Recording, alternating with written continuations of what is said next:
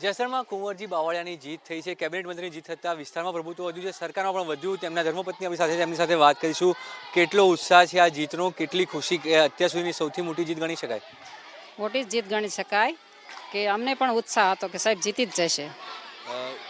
કેટલા સમયથી આજે પ્રચાર ચાલી રહ્યો હતો, તમામ જે સમય રહ્યો, પક્ષ છોડ્યો, આરોપ લાગ્યા, એના પછીની જીત કેટલી મીઠી? આ તો 2 મહિનાની પૂરી મહેનત હતી, 2 મહિનાની। જીતને લઈને કેવી લાગણી થઈ રહી છે? કેટલા લાંબા સમય બાદ ઘણા આરોપ લાગ્યા, સમાજમાંથી પણ સવાલ ઉઠ્યા, આ સવાલોના જવાબ આ જીતે આપી દીધા?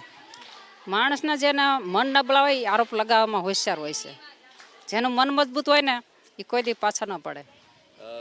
આ જીત કુંવરજીભાઈના મજબૂત મનોબળની જીત છે કે પરિવારનો પણ સપોર્ટ રહ્યો, સમાજનો પણ સપોર્ટ રહ્યો? કારણ કે સમુદાયે પણ સપોર્ટ કર્યો એટલે જ આ જીત શક્ય બની। દરેક સમાજે અમને ખૂબ સારી મદદ કરી છે, દરેક સમાજે। સાહેબનો પણ મનોબળ હતો અને પ્રજા જસદણ અને વિછા તાલુકાના બંને મતદાર ભાઈઓ બહેનો ખૂબ સારી મહેનત કરી છે, દિવસ રાત નથી જોયો।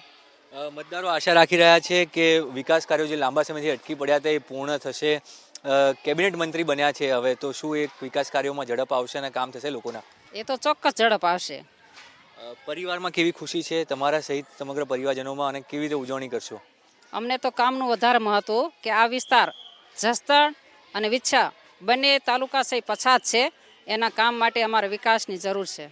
પરિવારની અંદર ખુશી કેટલી રહે? પરિવારમાં પણ ખુશી છે અને જે દરેક સમાજના ભાઈઓ બહેનો છે એને પણ અતિ ખુશી છે જ તે। કોઈ માનતા રાખી હતી કે ઉજવણી કેવી રીતે કરવાના છો, કે નક્કી કર્યું છે? મેં તો કશું માનતા રાખી જ નથી। ઉજવણી ક્યારે કરશો? ઉજવણી સાહેબ ગયા છે મંદિરે પગે લાગવા। ધન્યવાદ। તો જે રીતે એમણે કહ્યું કે પરિવારમાં ખુશીનો માહોલ છે, પરિવાર ખુશ છે, તમામ જે વિકાસ કાર્યો અટકેલા છે વિકાસ કાર્યોને ઝડપથી પૂરા કરવામાં આવશે, અને જે રીતે જનતાએ તેમને પ્રેમ આપ્યો છે એ તેમની પોતાની જીત છે, અને તેમને જે વચનો આપ્યા હતા એ વચનો પણ નિભાવશે। કેમેરા પ્રદીપ સાથે બ્રિજેશ તુષી, એબીપી અસ્મિતા, જસદણ।